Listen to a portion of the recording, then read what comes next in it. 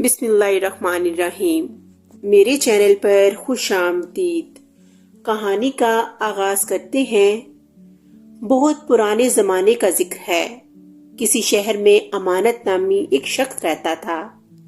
وہ غلہ فروشی کا کام کرتا تھا اور شہر کے بیچوں بیچ ایک بڑے بازار میں اس کی غلے کی دکان تھی۔ اس دکان میں گندم، چاول، گڑ، مکئی اور دالیں فروخت کی جاتی تھیں۔ اس کی ایمانداری اور خوش اخلاقی اور غلے کی مناسب داموں کی وجہ سے لوگ دور دور سے اس کی دکان پر سودا لینے آتے تھے۔ اس کی دکان میں 2 نوعمر لڑکے بھی کام کرتے تھے۔ ایک کا نام احسان تھا اور دوسرے کا مقصود۔ دونوں تقریباً ہم عمر تھے اور کوئی 12 سال کے ہوں گے۔ ان لڑکوں کا تعلق غریب گھرانوں سے تھا۔ دونوں کے باپ اس دنیا میں نہیں تھے۔ وہ امانت کے محلے میں ہی رہتے تھے اور اسے ان کے گھر کے حالات کا علم تھا، اس لیے اس نے انہیں اپنی دکان میں کام کے لیے رکھ لیا تھا۔ یہاں سے انہیں جو کچھ بھی ملتا تھا وہ اسے اپنی ماؤں کے ہاتھ پر رکھتے، جس سے وہ گھر کا خرچ چلاتی تھیں۔ یہ دونوں بڑی محنت اور جان فشانی سے امانت کا ہاتھ بٹاتے تھے۔ امانت ان کی محنت اور ایمانداری سے بہت خوش تھا۔ ایک روز دوپہر کا وقت تھا۔ سخت گرمی پڑ رہی تھی۔ گرمی کی وجہ سے سارا بازار سنسان پڑا تھا اور لوگ اپنے اپنے گھروں میں آرام کر رہے تھے۔ احسان اور مقصود دکان کے کونے میں دوپہر کا کھانا کھا رہے تھے۔ امانت بھی دکان میں موجود تھا، اس لیے دونوں لڑکے سرگوشیوں میں ایک دوسرے سے باتیں کر رہے تھے۔ وہ امانت کا بہت ادب کرتے تھے اور ان کی یہی کوشش ہوتی تھی کہ ان کی کسی بات سے اسے کسی قسم کی تکلیف نہ پہنچے۔ ان دونوں لڑکوں میں احسان زیادہ ہوشیار اور ذہین تھا۔ اسے ہر معاملے میں سوچ بچار کرنے کی عادت تھی، اس وجہ سے امانت اسے بہت پسند کرتا تھا۔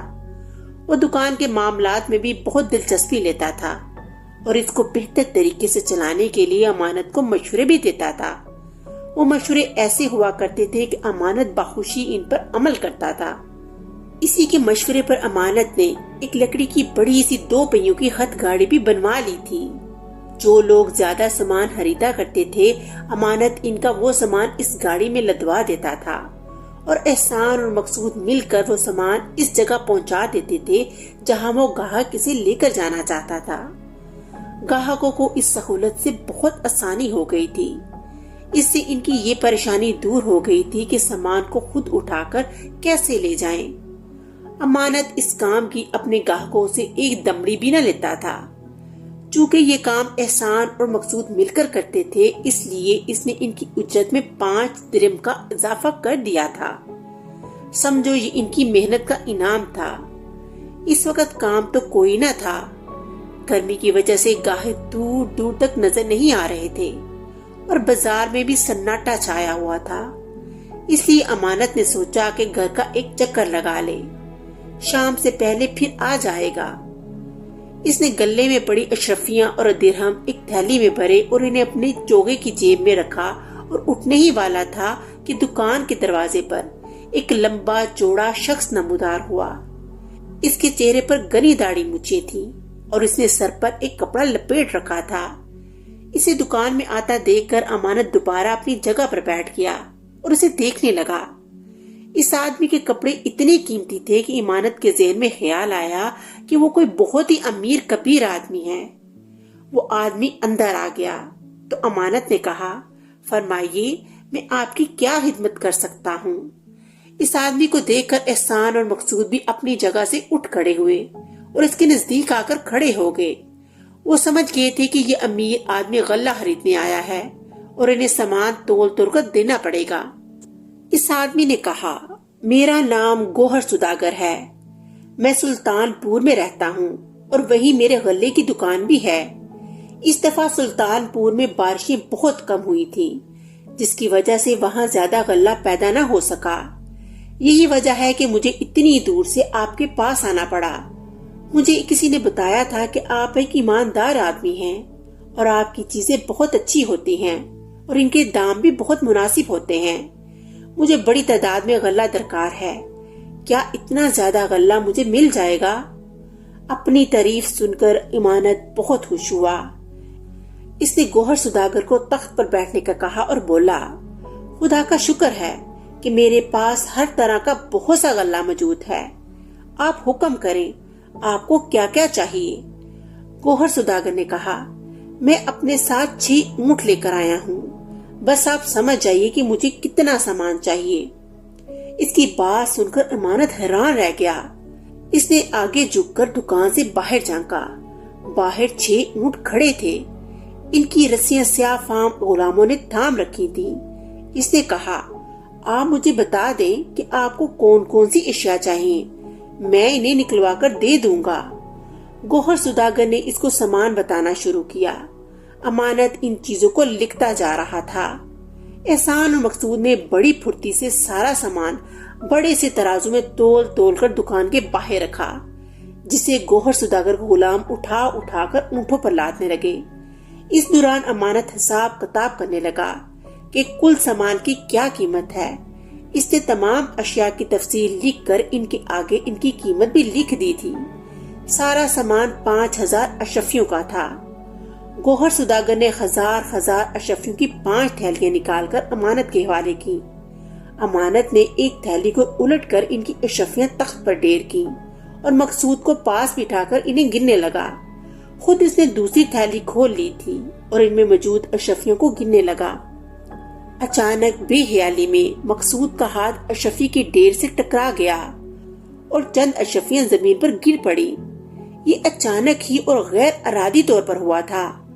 اپنی اس حرکت پر مقصود شرمندہ نظر آنے لگا۔ احسان نزدیک ہی کھڑا تھا۔ اس نے جلدی جلدی اشرفیاں زمین سے اٹھانا شروع کر دی اور انہیں تخت پر رکھنے لگا۔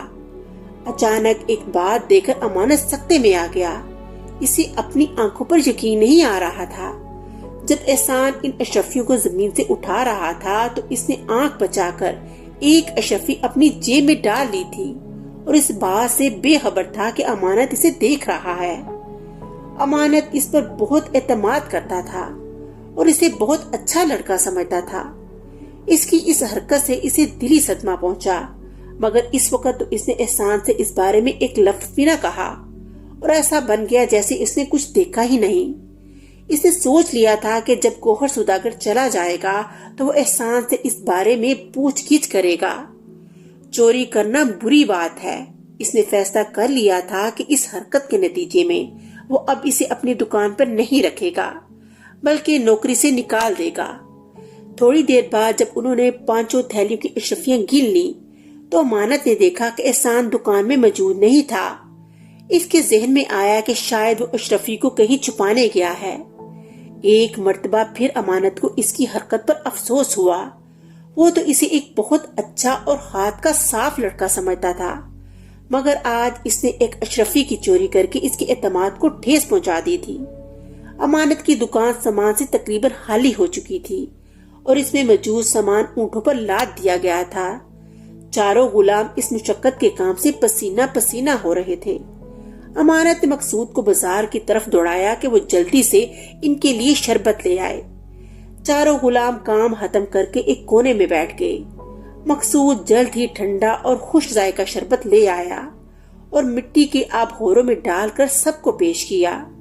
ابھی وہ لوگ شربت پی ہی رہے تھے کہ امانت کی نظر دور سے آتے ہوئے احسان پر پڑی۔ اسے دیکھ کر امانت کو ایک مرتبہ پھر وہ واقعہ یاد آ گیا جب احسان سب کی نظر بچا کر ایک اشرفی اپنی جیب میں ڈال رہا تھا۔ اس کی اس حرکت پر امانت کو دوبارہ افسوس ہونے لگا۔ وہ ان دونوں لڑکوں کو اپنی اولاد کی طرح چاہتا تھا۔ احسان کی چوری کی وجہ سے اسے بہت صدمہ ہوا تھا۔ اچانک امانت نے دیکھا کہ احسان اکیلا نہیں ہے، اس کے ساتھ 6 سپاہیوں کا دستہ بھی تھا۔ تھوڑی دیر بعد وہ سب دکان پر پہنچ گئے۔ دکان میں داخل ہوتے ہی احسان نے سپاہیوں سے کہا، یہی وہ شخص ہے جس کے متعلق میں نے داروغہ صاحب کو بتایا تھا۔ 2 سپاہیوں نے جپٹ کر گوہر سوداگر کو اپنی گرفت میں لے لیا۔ اس صورتحال سے امانت بہت پریشان ہو گیا۔ اس نے نہایت غصے سے کہا، احسان، یہ کیا بدتمیزی ہے؟ یہ ایک معزز سوداگر ہیں، ان کے ساتھ یہ سلوک برداشت نہیں کر سکتا۔ احسان نے بڑے ادب سے کہا، مالک، ابھی آپ کو سب کچھ پتا چل جائے گا۔ سپاہیوں کو دیکھ کر چاروں غلام بھی گھبرا کر کھڑے ہو گئے۔ مقصود بھی ایک کونے میں سہما ہوا کھڑا تھا۔ اتنے سارے سپاہیوں اور ان کی میانوں میں لٹکتی تلواریں دیکھ کر وہ خوف زدہ ہو گیا تھا۔ ادھر گوہر سوداگر غصے سے لال ببوکا ہو رہا تھا۔ اس نے نہایت غصے سے احسان کو دیکھا اور بولا، لڑکے تو مجھے نہیں جانتا، میں تجھے چھوڑوں گا نہیں، اس بے عزتی کا بدلہ ضرور لوں گا۔ اس کی بات سن کر احسان ذرا بھی نہ گھبرایا۔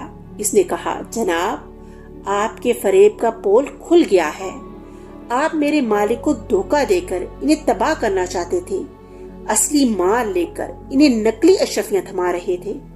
امانت نے یہ بات سنی تو اس نے جلدی سے گوہر سوداگر کی دی ہوئی ایک اشرفی تھیلی سے نکال کر زمین پر گسی اور یہ دیکھ کر حیران رہ گیا کہ اس کا سونا جیسا رنگ اتر گیا اور اندر سے پیتل کی دھات نظر آنے لگی۔ اس نے مزید کئی اشرفیاں زمین پر گس کر دیکھی، وہ سب کی سب نقلی تھیں۔ یہ دیکھ کر گوہر سوداگر گھبرا گیا۔ اس نے خود کو سپاہیوں کی گرفت سے چھڑا کر بھاگنے کی کوشش کی مگر کامیاب نہ ہو سکا۔ سپاہیوں نے غلاموں سے کہہ کر امانت کا سارا سامان اونٹوں پر سے اتار کر واپس دکان میں رکھوایا اور ان کو بھی گرفتار کر کے اپنے ساتھ لے گئے۔ سپاہی اپنے ساتھ نقلی اشرفیوں کی تھیلیاں بھی لے گئے تھے تاکہ انہیں مجرم کے ساتھ قاضی کے سامنے پیش کیا جائے۔ یہ ہنگامہ دیکھ کر آس پاس کے لوگ بھی وہاں جمع ہو گئے تھے اور مختلف سوالات کر رہے تھے۔ امانت نے انہیں اس واقعے کے متعلق بتایا۔ وہ بہت خوش تھا کہ وہ ایک بہت بڑا دھوکہ کھانے سے بچ گیا ہے۔ جب لوگوں کا جمگٹھا کم ہوا تو اس نے بڑی محبت سے احسان کو اپنے قریب بٹھایا اور بولا، احسان، جب تم ایک اشرفی چھپا کر اپنی جیب میں رکھ رہے تو میں نے تمہیں دیکھ لیا تھا اور مجھے تمہاری اس چوری پر بہت افسوس ہوا تھا۔ یہ تو مجھے اب پتا چلا ہے کہ تم چور نہیں تھے اور جو کچھ بھی کر رہے تھے میرے فائدے کے لیے کر رہے تھے۔ احسان نے مسکرا کر کہا، خدا کا شکر ہے کہ میری بے گناہی ثابت ہو گئی۔ یہ مقصود کا ہاتھ لگ کر اشرفیاں زمین پر گری تھی تو ٹن کی طرح آواز آئی تھی۔ مجھے اچھی طرح پتا ہے کہ تانبے اور پیتل کے سکوں کے گرنے سے ایسی آوازیں آتی ہیں۔ اشرفی زمین پر گرے تو ان کی آواز دوسری ہوتی ہے، یوں لگتا ہے جیسے فرش پر کوئی پتھر ٹھک کر گرا ہو۔ اس کے گرنے سے آواز میں کھنک نہیں ہوتی جیسے پیتل کے سکوں میں ہوتی ہے۔ میں نے اشرفیوں کے نیچے گرنے کی آواز سنی تو مجھے اسی وقت شبہ ہو گیا تھا۔ میں سب کی آنکھ بچا کر ایک اشرفی لے کر باہر نکلا اور کونے میں بیٹھ کر اس کو زمین پر گھس کر دیکھا تو اندر سے پیتل کی دھات دکھائی دی، جبکہ اشرفیاں تو خالص سونے کی ہوتی ہیں۔ انہیں کتنا ہی گھسے ان کی پلاہٹ ختم نہیں ہوتی۔ میں سمجھ گیا کہ یہ آدمی کوئی دھوکے باز ہے اور آپ کو دھوکہ دے رہا ہے۔ میں یہ دیکھ کر بھاگا دروغہ کے پاس پہنچا اور انہیں ساری بات بتائی۔ انہوں نے غور سے میری بات سنی اور سن کر مجھے شاباش دی۔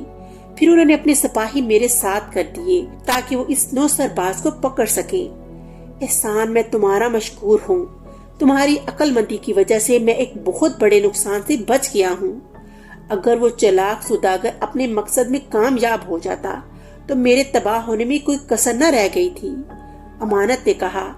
مقصود بھی ان دونوں کے قریب کھڑا یہ باتیں سن رہا تھا اور حیران ہو رہا تھا۔ اسے اس بات کی بہت خوشی تھی کہ اس کا دوست ایک عقل مند لڑکا ہے۔ امانت تو احسان سے بہت ہی خوش تھا۔ اس نے اس بات پر افسوس کا بھی اظہار کیا کہ اس نے ناحق اس پر شک کیا۔ اس خوشی میں اس نے دونوں لڑکوں کو 10 درہم بھی دیے اور کہا کہ اگلے ہفتے میلہ شروع ہو رہا ہے، یہ رقم تم دونوں وہاں خرچ کرنا اور مزے سے گھومنا پھرنا اور جو جی چاہے کھانا پینا۔ دونوں لڑکے خوش ہو گئے۔ اگلے دن امانت کی دکان پر شہر کا دروغہ آیا اور آتے ہی احسان کے بارے میں پوچھا۔ امانت نے احسان کو بلا کر اس کے سامنے کھڑا کر دیا۔ دروغہ نے شفقت سے اس کے سر پر ہاتھ پھیرا اور بولا، تم نے ایک بہت بڑا کارنامہ سر انجام دیا ہے۔ اس مجرم کو قاضی کی عدالت میں پیش کر دیا گیا ہے اور قاضی صاحب نے اسی سلسلے میں تم دونوں کو عدالت میں طلب کیا ہے۔ وہ اس واقعے کی تفصیل جاننا چاہتے ہیں۔ احسان تھا تو بچہ ہی، قاضی کا نام سنا تو گھبرا گیا، مگر امانت نے اسے دلاسا دیا اور بولا، گھبراؤ نہیں، میں بھی تمہارے ساتھ چل رہا ہوں۔ امانت نے دکان بند کی اور دونوں لڑکوں کو ساتھ لے کر داروغہ جی کے ساتھ قاضی کی عدالت میں پہنچ گیا۔ گوہر سوداگر کٹہرے میں سر جھکائے کھڑا تھا۔ تھوڑی دیر میں مقدمے کی کارروائی شروع ہوئی۔ پہلے امانت نے تفصیل بتائی، پھر احسان نے پورا واقعہ سنایا۔ اس کی بات سن کر قاضی سمیت وہاں سب لوگ اس کی ذہانت پر اش اش کر اٹھے۔ جرم ثابت ہو گیا تھا۔ گوہر سوداگر کو 80 دروں اور 10 سال قید کی سزا سنا دی گئی تھی۔